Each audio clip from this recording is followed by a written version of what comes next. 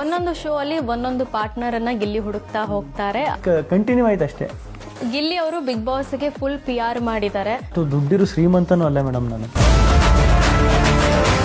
ಹಲ್ set ವಿಗ್ ಅಂತ ಹೇಳಿ ಮಾತಾಡ್ತಿದ್ರು. ಅದಕ್ಕೆ ನನಗೆ ತುಂಬಾ ಬೇಜಾರಾಗಿದೆ. ಜಗಳ ಆಡಿದ್ದೀನಿ ನಿನ್ ಜೊತೆ ಅಂತ ಅವರು ಹೇಳಿರ್ತಾರೆ. ಗಿಲ್ಲಿಗಿಂತ ಅಶ್ವಿನಿ ಅವ್ರಿಗೆ ಓಟ್ ಜಾಸ್ತಿ ಬಂದಿದೆ. ಯಾಕೆ ಯಾವ ಇಂಟೆನ್ಷನ್ ಅಂತ ಗೊತ್ತಿಲ್ಲ ಮೇಡಮ್.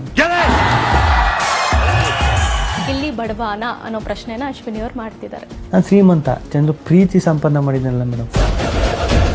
ಇವಾಗ ವಾಟ್ ನೆಕ್ಸ್ಟ್ ಏನ್ ಮಾಡಬೇಕು ಅಂತ ಕನ್ಫ್ಯೂಷನ್. ಗಿಲ್ಲಿ ಅವರು ಬಿಗ್ ಬಾಸ್ಗೆ ಫುಲ್ PR ಮಾಡಿದ್ದಾರೆ. ಗೆಲ್ಲಬೇಕು ಅನ್ನೋ ಗಿಮಿಕ್ ಮಾಡಿದ್ರು. ಮೇಡಮ್ ಸತ್ಯವಾಗ್ಲೂ PR ಫುಲ್ ಫಾರ್ಮ್ ಏನು ಅಂತ ಈಗಲೂ ಗೊತ್ತಿಲ್ಲ ನನಗೆ. ಸತ್ಯವಾಗ್ಲೂ ಗೆಲ್ಲಬೇಕು ಅಂದರೆ ಫುಲ್ಲು ಪೇ ಮಾಡಿದ್ದಾರೆ, ದುಡ್ಡು ಖರ್ಚು ಮಾಡೋರು ಅಂತ. ಹೌದು, ಗೆಲ್ಲೋದಕ್ಕೋಸ್ಕರ ತುಂಬ ಪಬ್ಲಿಸಿಟಿ ತಗೊಂಡಿದ್ದಾರೆ. ಅದಕ್ಕಂತಾನೆ ಒಂದಷ್ಟು ಟೀಮನ್ನು ಇಟ್ಟು ವರ್ಕ್ ಮಾಡಿದ್ದಾರೆ ಅಂತ. ಅಯ್ಯೋ ಮೇಡಮ್ ಸತ್ಯವಾಗ್ಲೂ ಅದೆಲ್ಲ ಇಲ್ಲ ಮೇಡಮ್. ಟೀಮ್ ಇಟ್ಟು ದುಡ್ಡು ಖರ್ಚು ಮಾಡಿ ನನಗೆ PR ಅನ್ನೋ ಕಾನ್ಸೆಪ್ಟೇ ಗೊತ್ತಿರಲಿಲ್ಲ ಸತ್ಯವಾಗ್ಲೂ. ನಾನು ಸುಮಾರು ಆಮೇಲೆ ನನ್ನ ಸ್ನೇಹಿತರೆಲ್ಲ ಇಲ್ಲ PR ಏನಕ್ಕೆ ಅಂದರೆ ಪೋಸ್ಟ್ ಆಗ್ತಾರೆ. ಈಗ ನಮ್ಮ ಇನ್ಸ್ಟಾಗ್ರಾಮಲ್ಲಿ ಪೋಸ್ಟ್ ಆಗ್ತೀವಿ ಗೊತ್ತಾ, ಇನ್ಸ್ಟಾಗ್ರಾಮಲ್ಲಿ ಅವರು ಈಗ ಫೋಟೋ ಕಳಿಸ್ತಾರೆ ನಿನಗೆ ಬಿಗ್ ಬಾಸ್ ಶೋದು. ನೀನು ಒಂದಷ್ಟು ಫೋಟೋಗಳು ಕಳಿಸ್ತಾರೆ ಮತ್ತು ಒಂದಷ್ಟು ಕ್ಲಿಪ್ಗಳು ಕೊಲಾಬ್ ಇದೆಲ್ಲ ಕಳಿಸ್ತಾ ಇರ್ತಾರೆ. ಅದನ್ನು ಅಪ್ಲೋಡ್ ಮಾಡಬೇಕು.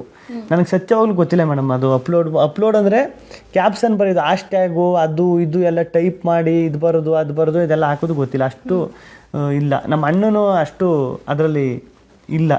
ಟೈಪ್ ಮಾಡ್ಕೊಂಡು ಅದನ್ನೆಲ್ಲ ಇದು ಮಾಡು ಇನ್ಸ್ಟಾಗ್ರಾಮ್ ಮೇಂಟೈನ್ ಮಾಡಬೇಕು ಅಂತ. ಅದಕ್ಕೋಸ್ಕರ ಅವರು PR ಬೇಕು ಅಂತ ಹೇಳಿದರು. ಅಂದರೆ ನೀನು ಇನ್ಸ್ಟಾಗ್ರಾಮ್ ನೋಡ್ಕೊಳ್ಳೋಕ್ಕೆ. ನನ್ನ ಇನ್ಸ್ಟಾಗ್ರಾಮ್ದು ಏನೈತೆ ಅದನ್ನು ನೋಡ್ಕೊಳ್ಳೋಕೆ ಅಷ್ಟೇ. ಅದು ಹೊರಗಡೆ ಇಟ್ಟು ಆ ಥರ ಎಲ್ಲ ಇಲ್ಲ. ಅಂದರೆ ಆ PR ವಿಚಾರದಲ್ಲೂ ಸಿಕ್ಕಾಪಟ್ಟೆ ಸುದ್ದಿ ಆಯಿತು. ಏನಪ್ಪ ಅಂತಂದರೆ ಗಿಲ್ಲಿ ಅವರು ಹೈಲೈಟ್ ಆಗೋದಕ್ಕೆ ಬೇರೆ ಕಂಟೆಸ್ಟೆಂಟ್ಗಳದ್ದು ಅಂದರೆ ನೆಗೆಟಿವ್ ಆಗಿ PR ಮಾಡಿಸಿದ್ರು ಅನ್ನೋ ಮಾತು. ನೆಗೆಟಿವ್ ಆಗಿ ಅದೇ ಮೇಡಮ್. ಈಗ ಪಾಯಿಂಟ್ ಅಲ್ಲೇ ಬರ್ತಿರೋದು. ನಾನು ಅಷ್ಟು ಶ್ರೀಮಂತನೂ ಅಲ್ಲ ಮೇಡಮ್. ನಾನು ಖರ್ಚು ಮಾಡಿ ಒಬ್ಬರನ್ನ ಹಾಳು ಮಾಡ್ರಿ ಅನ್ನುವಷ್ಟು ಕೆಟ್ಟವನು ಅಲ್ಲ, ಅಷ್ಟು ದುಡ್ಡಿರು ಶ್ರೀಮಂತನೂ ಅಲ್ಲ ಮೇಡಮ್. ನಂದು ಏನೈತೆ, ನಂದು ಇನ್ಸ್ಟಾಗ್ರಾಮ್ದು ಏನೈತೆ ಅದನ್ನು ನೋಡ್ಕರಿ ಅಂದ್ರೆ ಅದು ನೋಡ್ಕೊಂಡ್ರೆ ಈಗ ನೋಡಿ ಇನ್ಸ್ಟಾಗ್ರಾಮ್ ಇದನ್ನು ಓಪನ್ ಮಾಡಿ ನೋಡಿ, ಬೇರೆ ಏನಾರು ಆಯ್ತಾ, ನನ್ನ ಫೋಟೋಗಳು ನನ್ನ ಇದು ಮಾತ್ರ ಆಯ್ತಾ, ಅಷ್ಟೇ ಇರೋದು. ಹೊರಗೆ ಬಂದಮೇಲೆ ಅಶ್ವಿನಿ ಅವರು ಒಂದಷ್ಟು ಸ್ಟೇಟ್ಮೆಂಟ್ಸನ್ನು ಕೊಟ್ಟಿದ್ದಾರೆ. ಅದನ್ನು ನಾನು ರಿಪೀಟೆಡ್ ಆಗಲಿ ಮತ್ತೆ ಕೇಳ್ತೀನಿ. ನಮ್ಮ ಜೊತೆ ಏಷ್ಯಾನೆಟ್ ಜೊತೆ ಮಾತಾಡಬೇಕಾದ್ರೇ ಅವ್ರು ಒಂದು ಮಾತು ಹೇಳ್ತಾರೆ.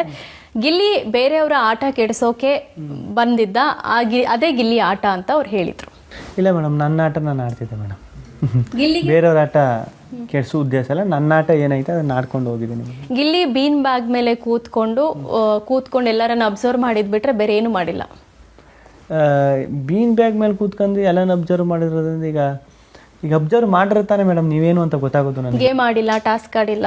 ಅದೇ ಗೇಮು ಟಾಸ್ಕ್ ಅನ್ನೋದಕ್ಕಿಂತ ಈಗ ಅಬ್ಸರ್ವ್ ಮಾಡಿರ್ತಾನೆ. ನೀವೇನು ಈಗ ಎಲ್ಲರೂ ಅಂತಾರಲ್ಲ ಮೇಡಮ್ ವ್ಯಕ್ತಿತ್ವದ ಆಟ ಅಂತೆಲ್ಲ.